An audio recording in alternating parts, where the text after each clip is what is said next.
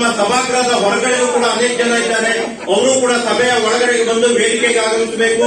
3 ದಿವಸಗಳಿಗೆ ಎಷ್ಟೋ ನೂರಾರು ಸಾವಿರಾರು ಜನ ನಮಗೆ ಫೋನ್ ಮಾಡಿ, ಸರ್ ನಮ್ಮಲ್ಲೆಲ್ಲೋ ಮದುವೆ ಇದೆ, ಕುಟುಂಬದ್ದು ಎಲ್ಲೋ ಕಾರ್ಯಕ್ರಮಗಳಿದೆ. ನಿಮ್ಗೆಲ್ಲ ಗೊತ್ತಿದೆ, ಇವತ್ತು ದಿವಸ ಎಲ್ಲಾ ಕಡೆ ಮದುವೆ ಮುಂಚಿ ಹಲವಾರು ಕಾರ್ಯಕ್ರಮಗಳು ಆಗ್ತಾ ಇದೆ.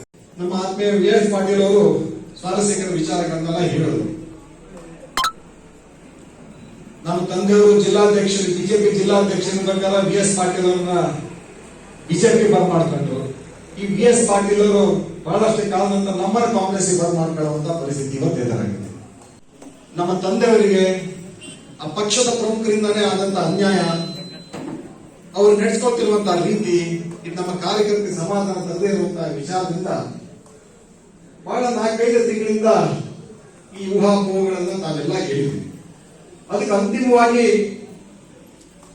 ಮಾನ್ಯ ಮುಖ್ಯಮಂತ್ರಿಗಳು, ಉಪಮುಖ್ಯಮಂತ್ರಿಗಳು ಅವ್ರ ಜೊತೆ ಎಲ್ಲ ಸೇರಿ ಚರ್ಚೆ ಮಾಡಿದ ನಂತರ ಅವರೆಲ್ಲರ ಅಭಿಪ್ರಾಯದಂತೆ ನಮ್ಮ ಕಾರ್ಯಕರ್ತರು ಎಲ್ಲರೂ ಸಲಹೆ ಪಡೆದು ನಾವಿವತ್ತು ಅಧಿಕೃತವಾಗಿ ಪಕ್ಷವನ್ನು ಸೇರ್ಪಡೆ ಮಾಡಿದೀವಿ. ಮತ್ತು ನಮ್ಮೆಲ್ಲ ಸಹಸ್ರಾರು ಕಾರ್ಯಕರ್ತರು ಇವತ್ತು ಕಾಂಗ್ರೆಸ್ ಪಕ್ಷಕ್ಕೆ ಬಲ ತುಂಬುವಂತ ಕೆಲಸ ಇವತ್ತು ಮಾಡ್ತಾ ಇದ್ದೀವಿ. ಎಲ್ಲೋ ಒಂದ್ ಕಡೆಗೆ ಇವತ್ತು ಪಶ್ಚಾತ್ತಾಪ ಕೂಡ ಪಡುವಂತ ದಿನ. ನಾವೆಲ್ಲರೂ ಇವತ್ತು ಗಣನೆಯಿಂದ ಬರಬೇಕು ಕಾರ್ಯಕರ್ತರು. ಅದನ್ನ ನಿಜವಾಗಿ ನಮ್ಮ ಬೂತ್ನಲ್ಲಿ ಅದನ್ನ ಪರಿಣಾಮ ತೋರಿಸುವಾಗಾದ್ರೆ ನಮ್ಮೆಲ್ಲ ಕಾರ್ಯಕರ್ತರು ಬಂತ ಪರಿಶ್ರಮ, ನಮ್ಮ ನಾಯಕರು ನಮ್ಮ ಮೇಲೆ ಇಟ್ಟಂತ ವಿಶ್ವಾಸ, ಅದಕ್ಕೊಂದು ಬೆಲೆ ಬರ್ತದೆ ಅನ್ನುವಂತ ಮಾತನ್ನು ಇವತ್ತು ನಿಮ್ಮೆಲ್ಲರೂ ಮುಂದೆ ಹೇಳಲಿಕ್ಕೆ ಇಷ್ಟಪಡ್ತೇನೆ.